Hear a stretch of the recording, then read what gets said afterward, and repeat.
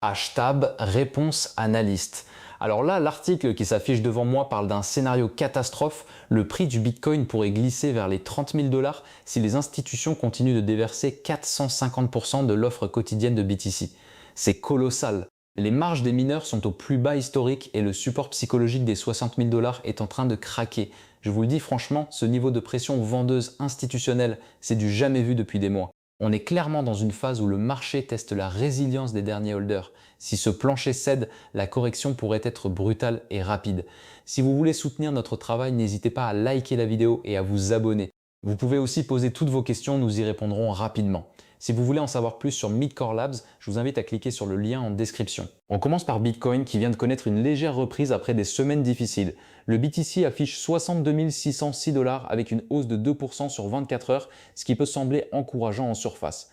Mais attention, le volume spot s'est effondré de 22,96% en 24 heures à seulement 16,65 milliards de dollars. C'est un signal d'alarme majeur pour moi. Un prix qui monte sur un volume en chute libre, c'est rarement un signe de force durable.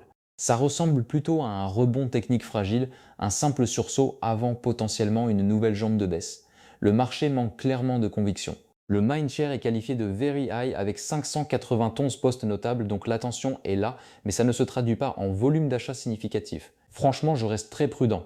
Tant que le volume ne suit pas, ce rebond ressemble plus à un piège qu'à un véritable retournement de tendance. Le support à 60 000 $ reste la zone critique à surveiller absolument. Je regarde l'écran et franchement, ce que je vois sur les dérivés Bitcoin me conforte dans l'idée qu'on est dans une phase d'accumulation prudente. L'intérêt ouvert grimpe de plus d'1% sur 24 heures à 45,6 milliards. Ça montre que les traders gardent des positions ouvertes malgré la volatilité. Le volume d'options bondit de plus de 10%, signe que les institutionnels se couvrent massivement. Ce qui me frappe surtout, c'est le ratio long courte sur Binance à 1,8. Ça veut dire que les traders misent presque 2 fois plus à la hausse qu'à la baisse. On est loin du pessimisme total. Par contre, avec les sorties de capitaux qu'on a vues et la IPO SpaceX qui aspire la liquidité, je reste prudent à court terme. Le BTC peut rebondir, mais tant que le support des 60 000 $ n'est pas clairement défendu, je ne m'emballe pas. Regardez ces ETF Bitcoin, c'est un véritable carnage. Aujourd'hui, on enregistre moins 213 millions de dollars de flux sortants sur la journée, soit environ moins 3,47 K BTC. Et franchement, ça confirme ce que je vois depuis plusieurs jours. La pression institutionnelle est là, bien réelle, et elle pèse lourd. Ce qui m'inquiète particulièrement, c'est qu'on a un total de plus de 54 milliards de flux entrants cumulés, mais les sorties quotidiennes s'accélèrent. Les grands fonds sont en train de se repositionner et ce n'est clairement pas un signal bullish. Avec 102 milliards d'actifs nets totaux dans ces ETF, la moindre vague de rachat massif pourrait inverser la tendance, mais pour l'instant, je ne la vois pas venir. Mon opinion, on est dans une phase de 2 à 1 institutionnel coordonné. Tant que ces flux restent négatifs, Bitcoin restera sous pression. La distribution est évidente et les acheteurs se font rares. Alors là, le BMO nous confirme exactement ce que je craignais. Cet oscillateur macro est en zone négative depuis plusieurs semaines, ce qui traduit un momentum complètement cassé pour Bitcoin. Quand cet indicateur plonge comme ça signifie que les holders long terme ne sont plus en position de force et que la pression vendeuse domine clairement le marché. Ce qui m'inquiète vraiment, c'est la divergence qu'on observe. Le prix tente de se maintenir autour de 60 000 $, mais le BMO continue de s'enfoncer. Ça, c'est typiquement le genre de signal qui précède une capitulation. Les institutions qui dumpent 450% de l'offre quotidienne ne font qu'amplifier cette dynamique baissière. Franchement, tant que cet oscillateur reste en territoire négatif, je ne vois pas comment Bitcoin peut retrouver un momentum aussi solide. Le réseau manque cruellement de force d'achat structurelle. Il faudrait un catalyseur macro majeur pour inverser cette tendance. Les autres faits marquants des dernières 24 heures sont marqués par la pression macroéconomique qui s'intensifie. L'inflation américaine vient de dépasser la barre des 4% et franchement, ça change complètement la donne pour Bitcoin et l'or. Les analystes de D6 Research sont très clairs, on est face à un environnement macro hostile qui agit comme un véritable vent contraire pour BTC. Ce qui m'inquiète, c'est que cette inflation élevée force la main de la Fed. Tant que les chiffres restent au-dessus de 4%, difficile d'envisager un assouplissement monétaire à court terme.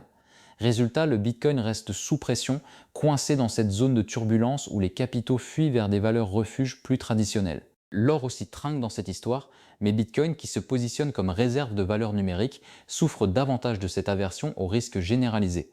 Le macro-environnement actuel n'offre aucun répit aux actifs risqués et Bitcoin paie cash cette réalité. Les pressions baissières ne vont pas s'alléger tant que l'inflation reste collée à ces niveaux. Alors là, c'est exactement le genre de débat qui me passionne. On a James Butterfield de CoinShares qui essaie de calmer le jeu en disant que ces sorties de fonds massives, c'est juste du sentiment macro qui panique.